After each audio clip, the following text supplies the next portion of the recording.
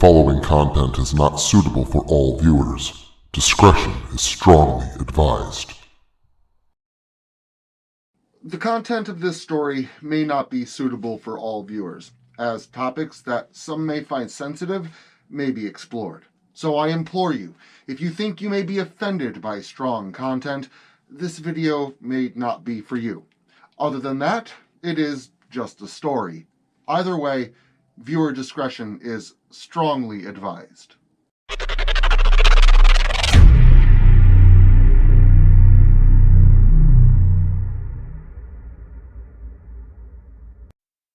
Let's begin.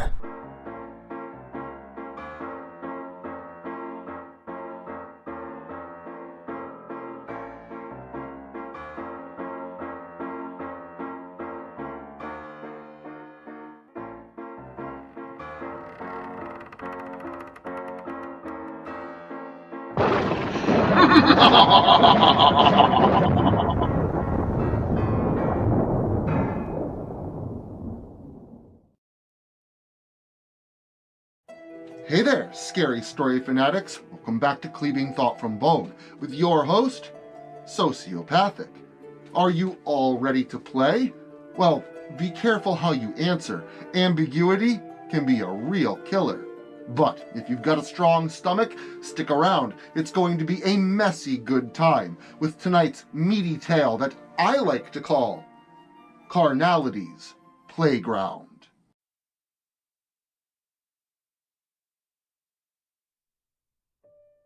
Warm, sanguine fluid oozed forth from the wound, saturating the surrounding snow. Its residual heat melted frost and caused steam-like vapors to rise from the ground. The woman stood nearly motionless, smiling, staring down at the man lying next to the vehicle that he was paid to repair. As she wiped the liquid tissue from the sharp blade, putting it back in its sheath, she couldn't help but to keep grinning. Everything had worked out even better than she had planned. By the time they had found the little shack, it had already grown late in the day. No one knew if anyone lived there, and if they did, that they would be so agreeable to allow them sanctuary from the cold. Luke and Sasha were still on guard upon entry, even after calling out to whomever may reside within, and received no response in return. Mike and Brina, however, were not so wary, far too engrossed in each other to be concerned as to whom may find them out. The frigid, northeastern winter air, combined with a broken-down vehicle, prompted the quartet to locate shelter as soon as possible. The only structure they had seen for over a mile was an abandoned hunting cabin set so deep within a tree line that if it had not been for the skeletal branches of winter decitus, it would have been passed up entirely. The group had more than one phone amongst them and had called for assistance, but were told that said help would not likely arrive until the following morning, due to the severity of roadway conditions. Out of people to call for help, and otherwise out of options, the four of them trekked alongside a desolate winter road in hopes of discovering what they had. Now inside, assured that there was no one within, Sasha and Luke took in the rustic and woody motif that enveloped them, shielding them from the bitter cold outside. In the corner of the largest room, adorned with couches and a throw rug, sat a beautifully ornate fireplace, a small stack of wood beside it, just waiting to be transformed into warmth-giving BTUs. Luke informed the group that he intended to seek out a bathroom, as he was in desperate need of one, but only Sasha heard him. Mike and Brina were so completely wrapped up in a lustful and passionate moment, running up the stairs to find an open bedroom, they completely ignored any other happenings from their friends or circumstances. Standing there alone, Sasha noted a dreadful feeling washing over her, like a shadow of ominous doom that wrapped her up like a blanket. Something unsettled her, and although she could find no dark element to add credence to this feeling, Sasha felt it all the same. Something wasn't right. When Luke returned, not only did he take note of the loud thumping and moaning coming from above him on the second floor, he also spied Sasha doing something curious.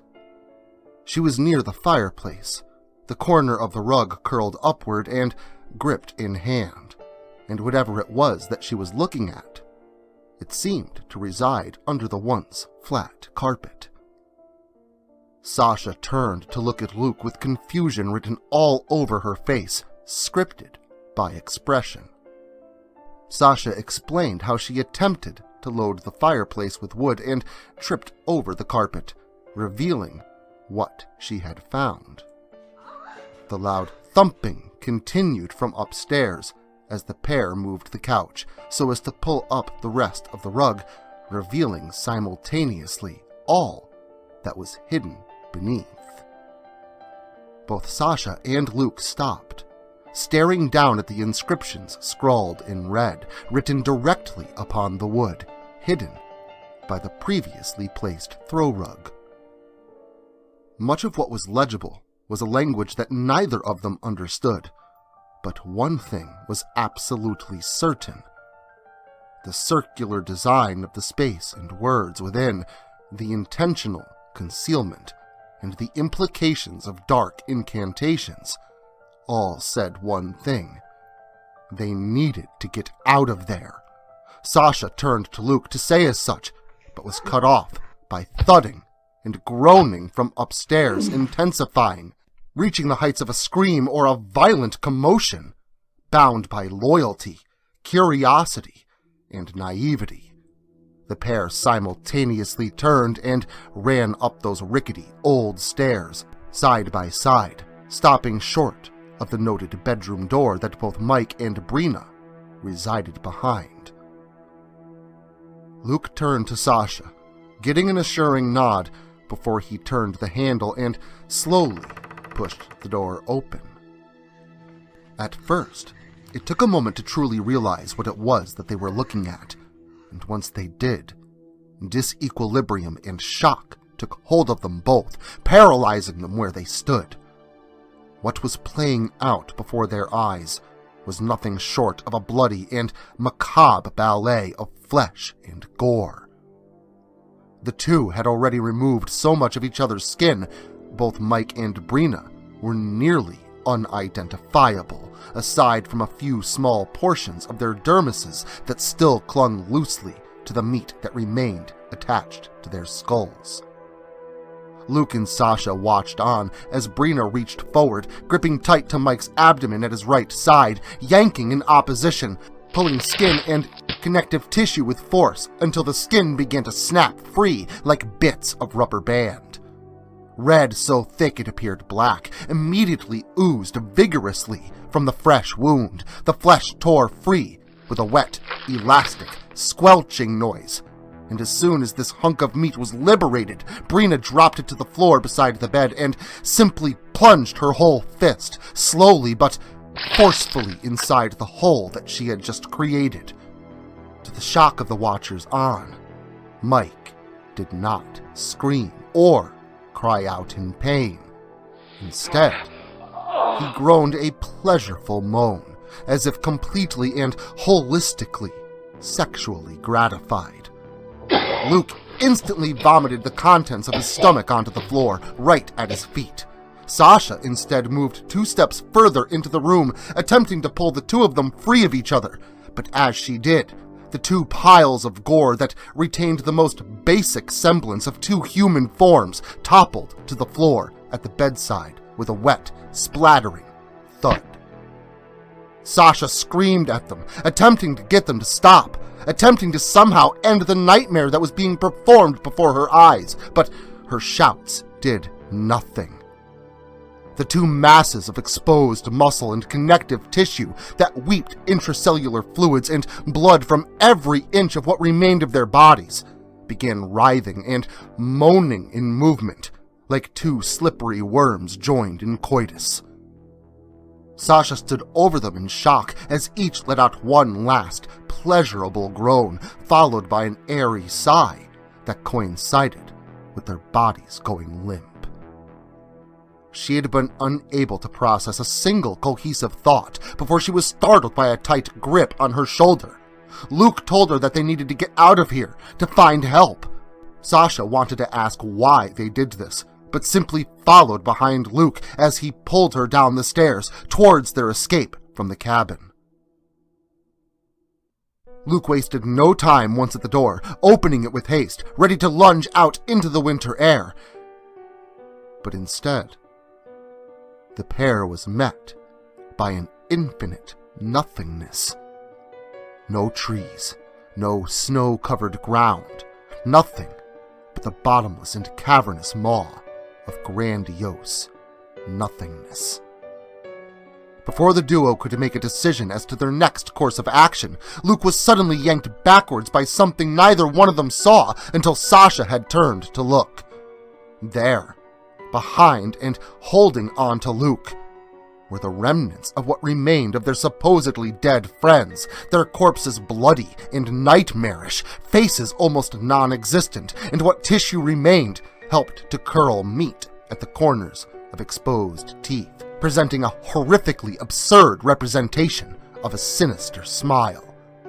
Sasha reached for Luke, but in that same moment, bony digits and teeth began making short work of both Luke's clothes and flesh beneath.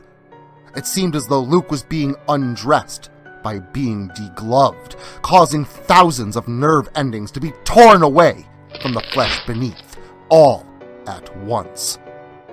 He screamed at the intense sensations of agony and for her to run, but she was already making haste, Luke's screams becoming more and more muffled with distance and obstruction.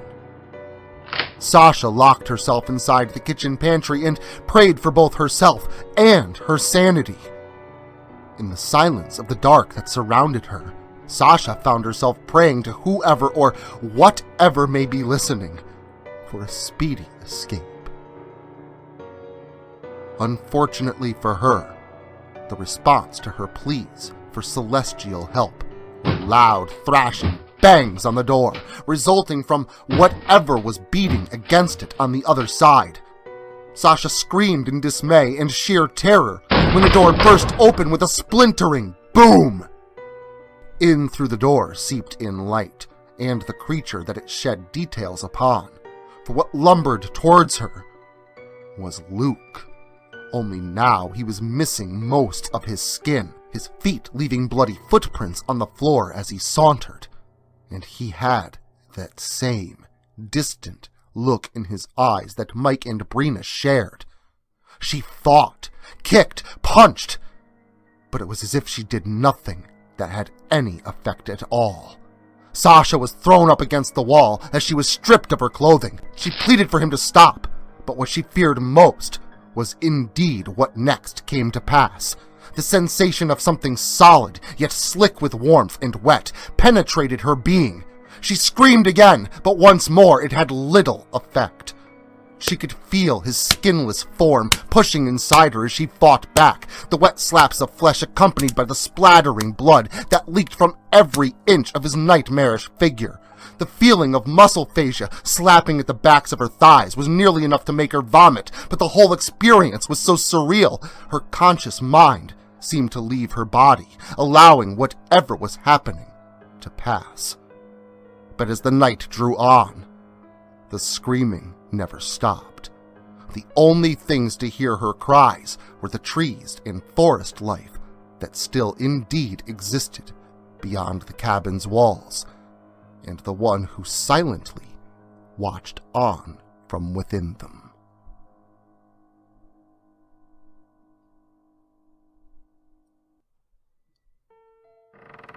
As the cabin door slowly creaked open, the woman peered inside at all the carnage that she had created. 2 skinless corpses lay nearly at her feet, close to the rug and the symbol of which she had drawn. However, shortly thereafter, the sounds of a woman's cries and moans caught her attention, leading her towards and into the kitchen. There, she found the busted doorway to the pantry and the sight that lay beyond it. In the corner of the dark room lay a young woman clutching her distended belly in 2 hands. At her side lay another, mostly skinless corpse, a large pool of blood, bile, and intracellular fluids collected underneath and around it. Sasha looked up at the woman, desperately hoping for help, but as she raised her arm, her abdomen burst open like an infectious cyst, which would cause her death. The last thing she would see was the creature that crawled out of the large wound. A baby. And then the woman approaching, picking up the child from the gore mound that was once its mother and embracing it in her arms.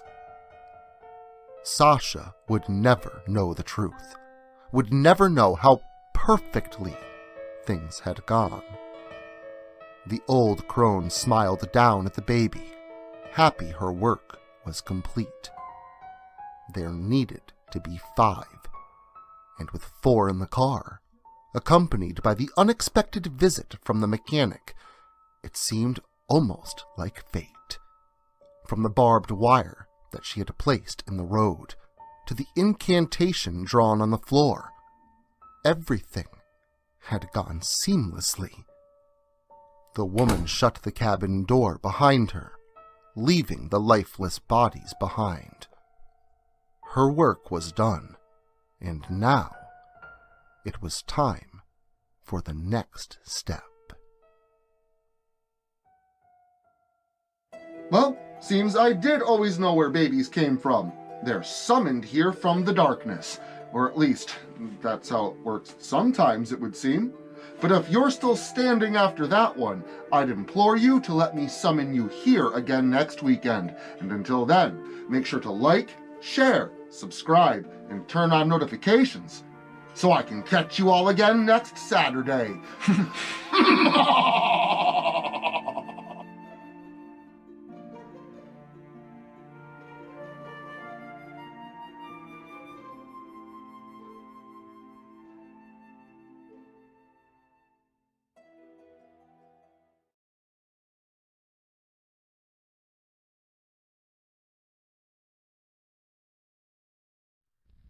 Social media can be very unpredictable, especially regarding horror content. If this content gets removed, all new content will be simultaneously presented on various websites provided in the description to this video. Make sure to follow me in other digital spaces so that you never miss out on the terror. Also, if you like this video, make sure to leave a comment and hit the like button. It helps the channel a lot. If you're new to the channel and you enjoy what's here, consider hitting that subscribe button and the notification bell so that you never miss an upload. Writing is a dream of mine, and it's all of you that make that dream come true.